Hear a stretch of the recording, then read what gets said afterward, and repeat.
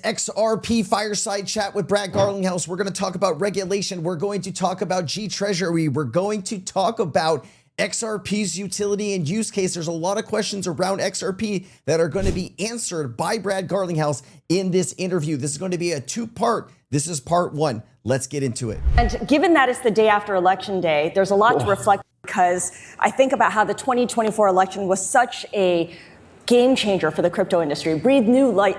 It gave the industry a new lease on life, right? For sure. And Mike Novogratz was telling me on Bloomberg Television that the money from the industry swayed the outcome in 2024. Yep. I mean, it made a difference. And look at what's happened since.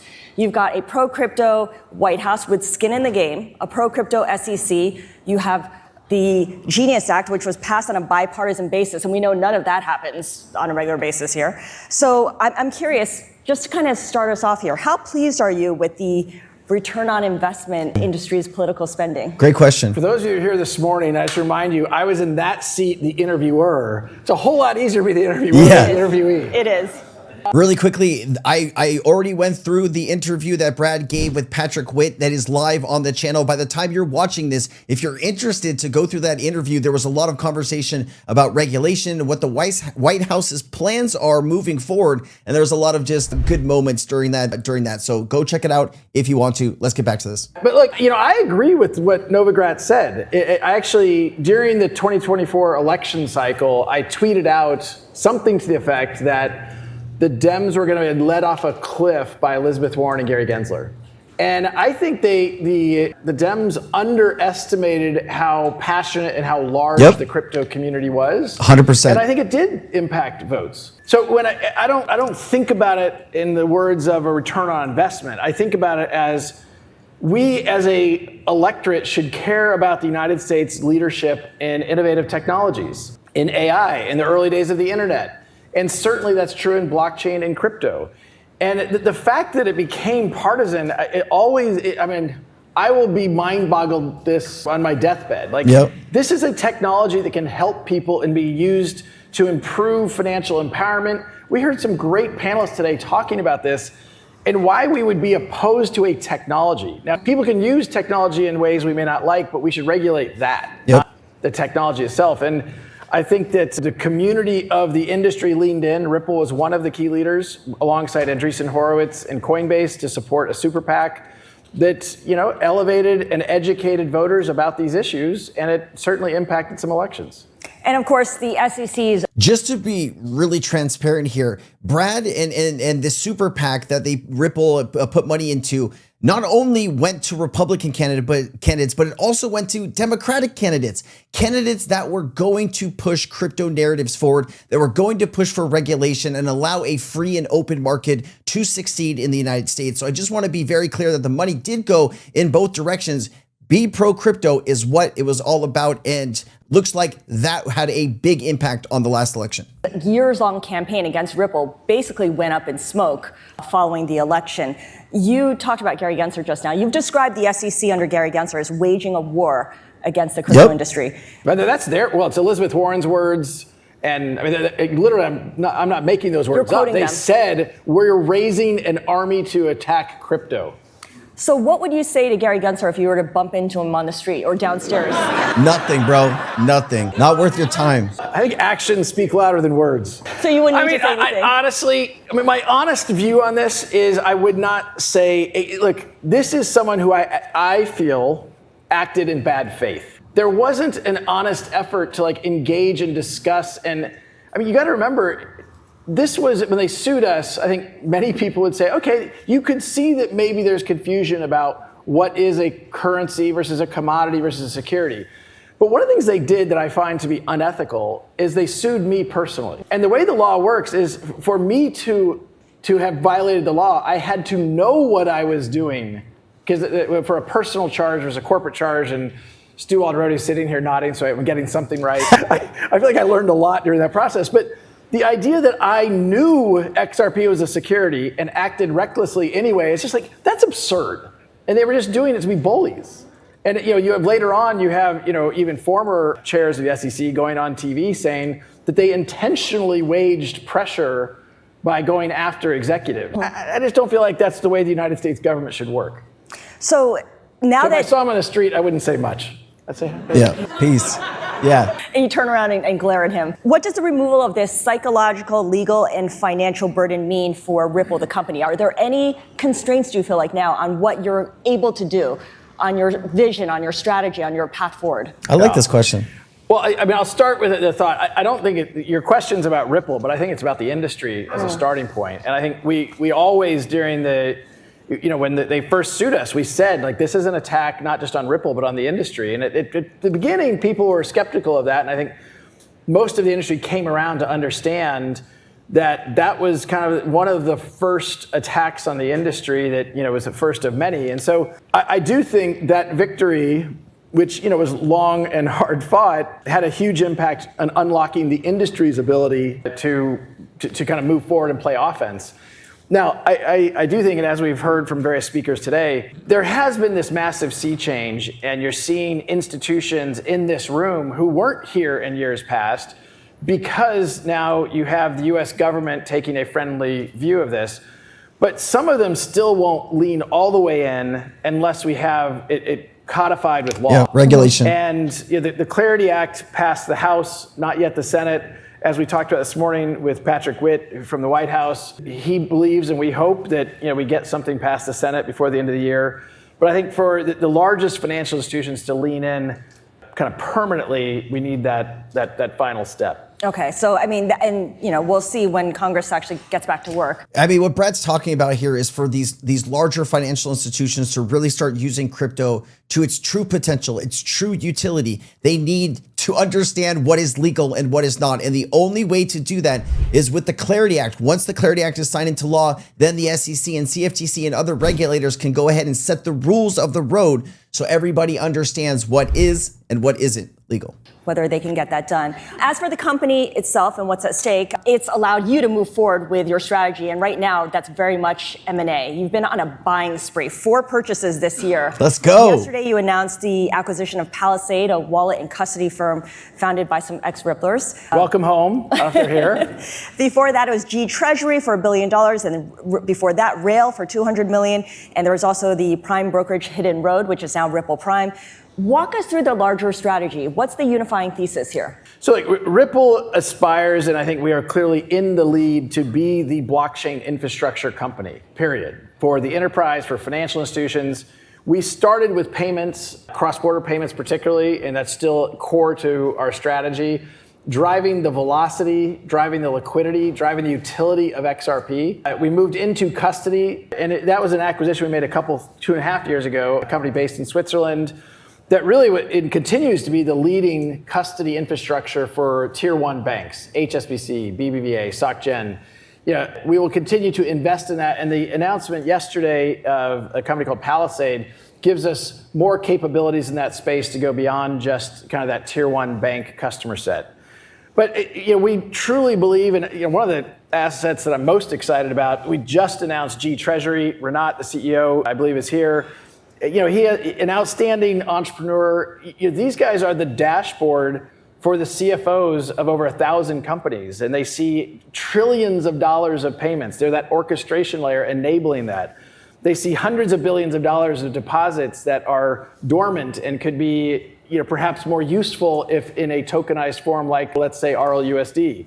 So, we have, I think, unlike other crypto companies, leaned into buying what I would call traditional finance assets. Mm-hmm. Hidden Road, the vast majority of their business is not digital. Certainly G Treasury, that's true. And we think that is bringing the bridge between traditional finance and kind of, we call it decentralized finance. So we're very excited about how those pieces fit together. I do think we'll probably slow down the acquisition binge in 2026, which makes our corp dev team very happy. But that still leaves you with 2 months. So I guess. Really quickly here. So what Brad is saying here is very important. Ripple, XRP, RL, or USD now have the capabilities to partner with these 1,000 corporates, right? These corporations that need to be able to move money and use their treasuries how they see fit instantaneously, moving value around the planet. These are the areas that Ripple is going to be able to unlock. And so you start to look at some of these companies, right? I thought it was like American Airlines and some of the biggest financial institutions in the world, as well as regular companies out there that are trying to take advantage of this technology. That sets a precedent. When those companies have access to these technologies, it puts every single other company that they are competing against out in the real world at a disadvantage. So it pushes all of these countries, corporations, banks, institutions, it pushes all of them to take this next step into this digital revolution, to understand how, digital assets and tokenization and stablecoins can unlock all of the benefits that these companies have been missing for decades. This is like one of the most exciting things that I've heard out of this. You hear that? Where's Eric? We still got 2 months. Do you have any ambitions to own a crypto exchange? That's what they're missing. We looked at that a long time ago, and we are very happy investors in a number of different crypto exchanges. We invested at a time when there was reticence to invest. We involved with Bitstamp and Bitso and PDAX, I forget others. But that's a very different business than the one Ripple's in. We overlap a little bit. I think the crypto industry is going to have frenemies or competition, whatever we want to call those things. We don't compete with Coinbase, but a little bit here. They have their Coinbase Prime kind of thing, and they have some institutional customers. They obviously have a very tight relationship around stable coins with Circle. But I don't see us entering the exchange market. Well, speaking of Coinbase, how do you differentiate yourself from Coinbase, which is also positioning itself as a crypto vendor for financial institutions getting into crypto?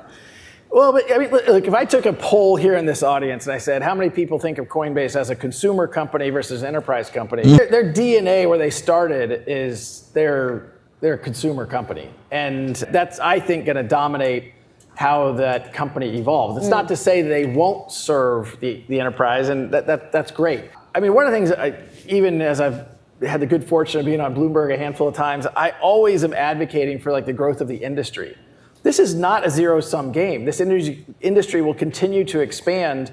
And I've said very publicly, I think the Circle IPO, although we are a competitor of Circle, I'm so happy that went well. That is great for me. It's great for the industry. And so I root for them. I root for USD a little bit more.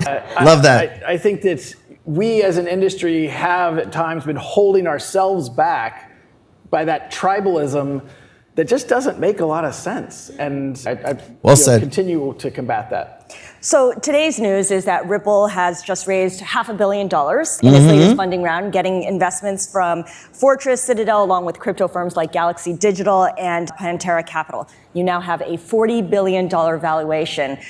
So I guess that means you don't want to or need to IPO? Need to is, a lot of companies go public because they need to raise capital. Yep.